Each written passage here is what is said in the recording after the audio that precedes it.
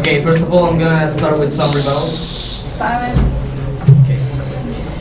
First, you said that a clone will be my slave, but if a slave, a clone, would be another person with his own rights and duties. The possibility of making a clone into a slave is the same of converting my friend into a slave. Already almost know. Also, we have that you said that cloning needs to destroy an embryo. An embryo. Cloning can be both done with eggs and embryos. There's no need to destroy a fertilized egg to clone.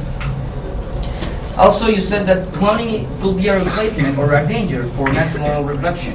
This is not like this. Cloning is more like a plus to natural reproduction. And the last one, you say that clones will be discriminated. We don't need a clone to be discriminated, actually. Just look at our society and tell me if we have the same chances that the kids that come from a private school. This is not like this. Isn't this a discrimination picture? We don't need to be clones to be discriminated. We also have the ethical part. Science, philosophy, and theology all share something in common. The truths in each change as we find our path through life. Indeed, just a few decades ago, a hair transplant was considered immoral in some religions, including Christianism, and in Japan it still remains illegal today. Good morning, members of the jury, opposition team. My name is René Morales, and I'm the last speaker of the proposition team. As we have mentioned before, genetic cloning is a complicated matter to discuss, but we must understand that it's not a science fiction story. A clone is nothing but a delayed twin, which will grow up, make friends, and be biologically, psychologically, physically, and emotionally different. Genes don't determine everything about us.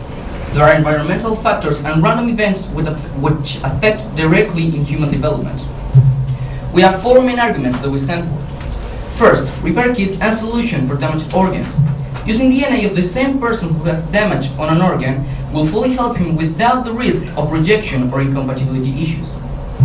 2. Genetically modifying animals. Transgenic animals help to improve the quality of production and perfect their features, like A-trim, the anticoagulant drug based off a transgenic goat's milk. 3. Cloning can help science to find medicines.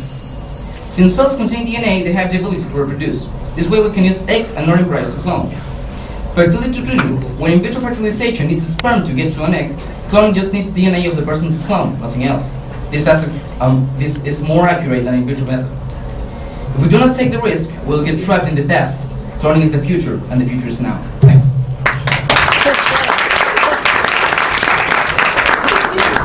Thank you. And now the last speaker for the opposition.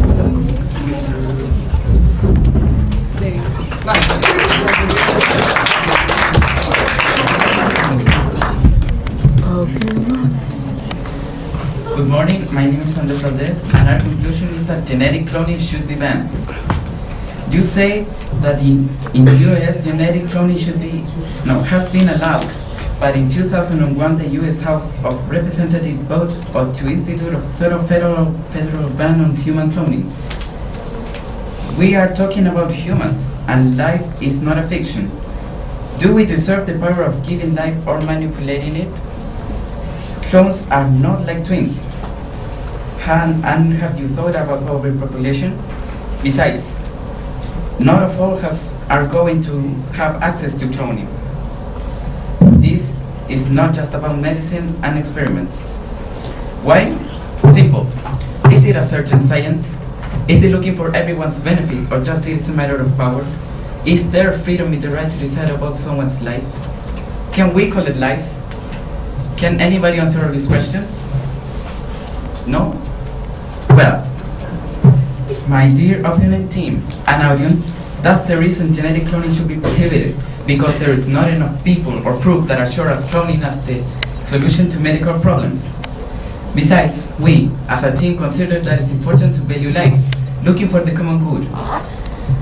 We all know that people diversity builds a society from different points of view, but as a society, we need to keep in mind certain boundaries that permit us to develop in an integral way. You know that looking for some information about this topic, we found a poem from an anonymous that describes a soldier's life in the field. It sounds weird, doesn't it?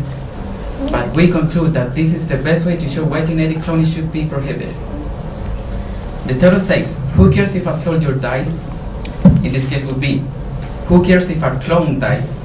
Please, listen to it carefully. Take a man and put him alone. Put him 12,000 miles from home. Empty his heart of all the blood. This is the life I have to live. This is the soul to God I give. You have your parties and drink your beer, while your men are dying over here. Play your politics and have your fun. Then refuse to use a gun. There's nothing else for you to do.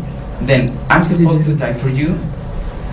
There's one thing that you should know, and that's where I think you should go. I'm already here and it's too late. I will change all my love for all this hate. I'll hate you till the day I die. You made me hear my friends cry. Then I hear them say, this one's dead. It was a large price for him to pay, to let you live another day. He had the guts to fight and die, to keep the freedom you live by. By his dying, you live he buys. But who cares if a clone dies? Thank you very much.